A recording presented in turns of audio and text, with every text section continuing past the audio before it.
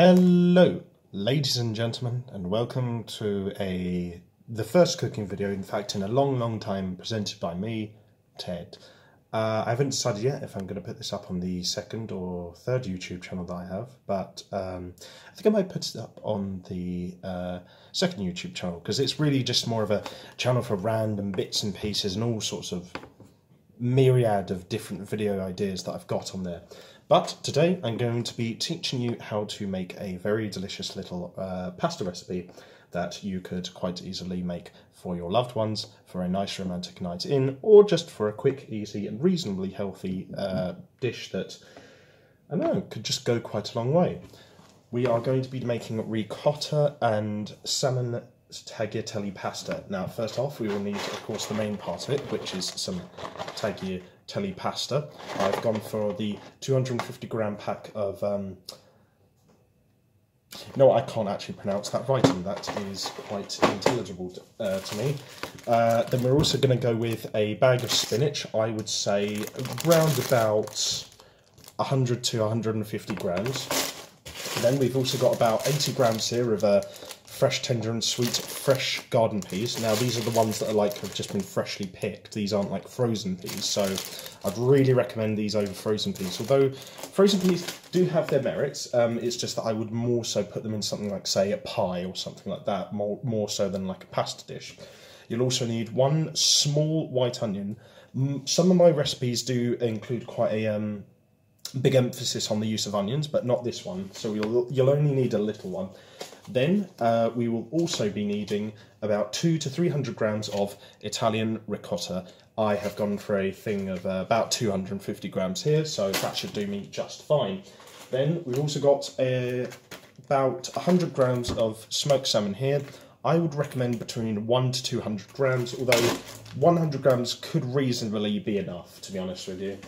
You'll also need a little bit of oil, of course, to do some frying of the onions, so I've chosen sesame oil, as I think the mildness of the flavours within the oil will suit the sort of very neutral flavours that will be featured throughout this recipe. Then, going along with the recipe, I have also picked out a nice Pinot Grigio.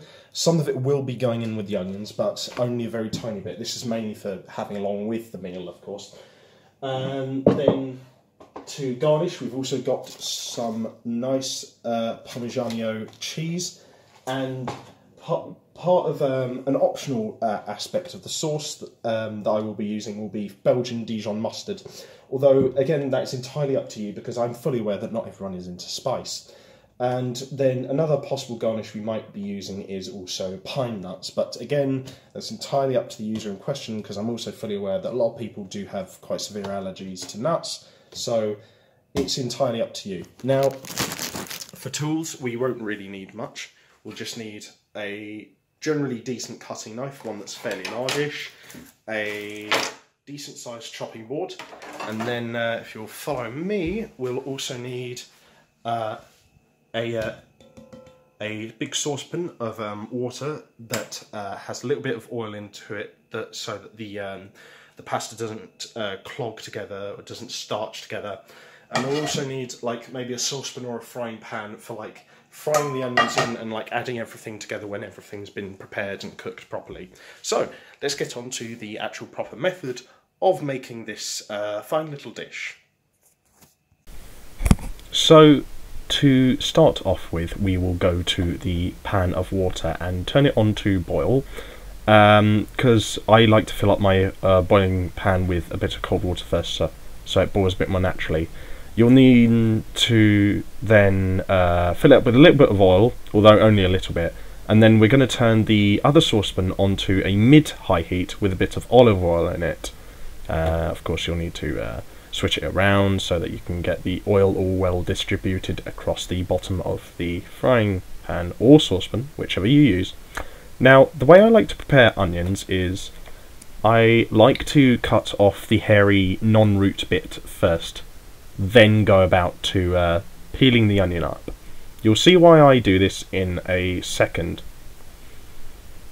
And the reason why I do it is because the thing is, the other end of the onion is the root, basically, the part of the onion that keeps the whole thing together. So when you dispose of that, you're disposing of what keeps the onion together, and in turn disposing of its foundations.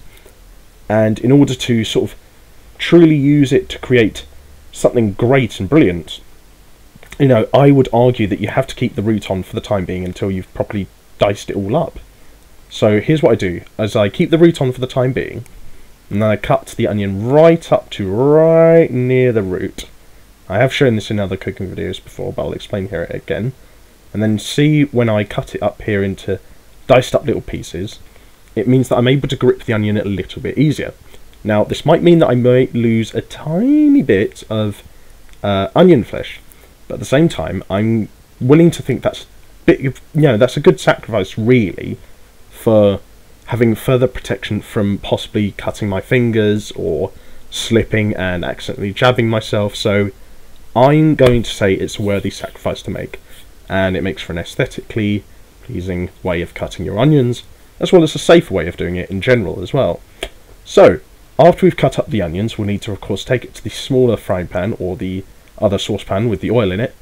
Just bung the little buggers in there, and then just give it a little old stir around, just to make sure the onions are nicely distributed around in the pan, and that they've all got a bit of olive oil on them. Give it a bit of shake to make sure they're all distributed nice and evenly while they're frying.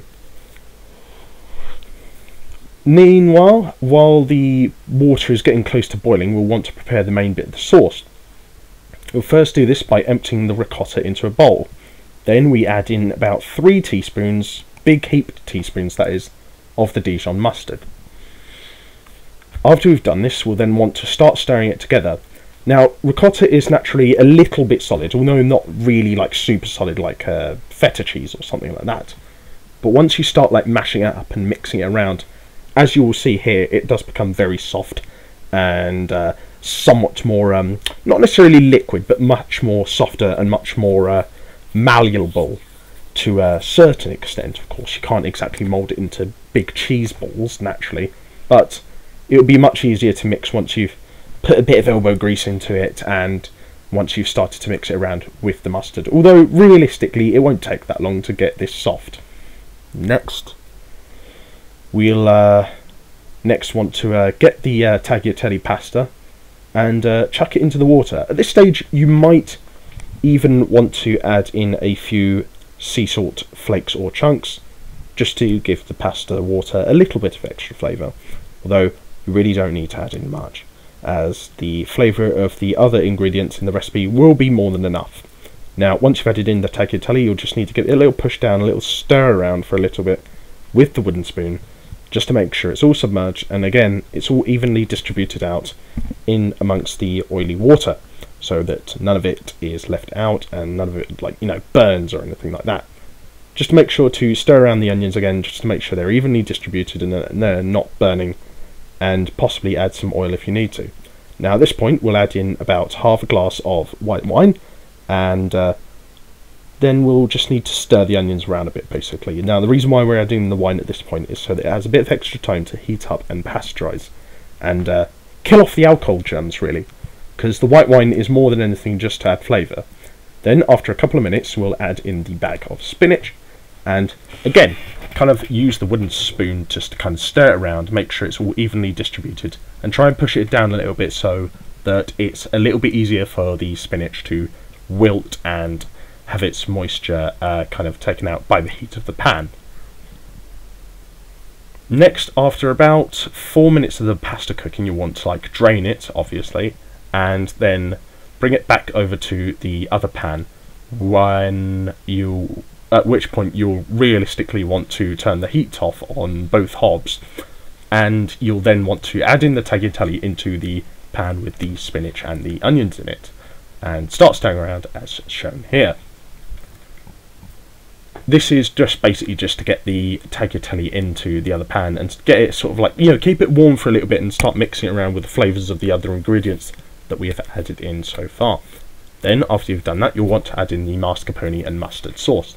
Now the annoying thing is I don't actually have a soft ended plastic spatula to sort of really spoon out all of the mustard and mascarpone into the dish, or saucepan as it were. Unfortunately I did have to use a teaspoon, and as you can see here it took me quite a little while, but if you do have a spatula, particularly a plastic headed one, I would definitely use that above a teaspoon, because it just makes for a much more efficient way of scooping out all of the mascarpone and mustard in a way that ensures rather that you're able to get more of the mascarpone and mustard into the saucepan in the first place. Then we'll want to just basically stir it around, make sure it gets all evenly distributed around and that there's no little bits and balls left untouched and unscathed, and that, you know, it gets generally decently mixed around. Now, if you haven't turned off the hob here, you'll definitely want to do it by this point, otherwise, you know, you may run the risk of things getting a tad burnt, although not possibly by much, although it's still a risk I personally would avoid. Then we'll go and retrieve the peas and smoked salmon. First off, we'll just chuck in the peas. You just bang them in there really straight away. The thing is though with this kind of smoked salmon that I've got here, is that you really want to like break it up a little bit, just to make sure it's not all big chunky lumps. Although I know people might like that sometimes, but here we're going to try and break it up a little bit so we can, again, try and spread it out and evenly distribute it amongst the rest of the mixture, so that, you know, we don't get any like lumps of salmon that are really just too big for anyone to handle, as it were. So get that all in the pan and just give it a nice old stir. Again, one last big old stir for, you know, old time's sake, just to make sure everything is all nice and mixed together. There's nothing too much in one particular place, nothing's unbalanced or anything like that, and that, you know, everything's just nice and spread out. It's all good and proper. Ooh, now doesn't that look delicious? So, as you can see, I have the pasta laid out here before me. I have decided to garnish it with some of the cheese that I told you guys about. And naturally, of course, as I said earlier, I'm going to have it with a nice little glass of Pinot Grigio.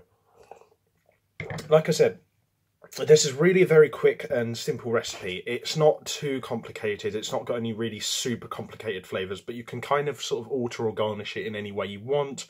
It's a pretty sort of flexible recipe that you can change and sort of add things to.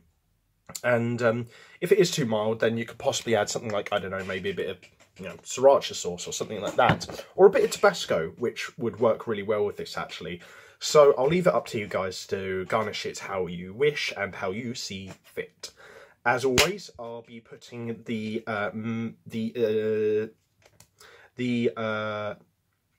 ingredients in the video description below. And yeah, I'll see you guys in the kitchen. Be sure to check out my other social media platforms and YouTube channels in the video description below.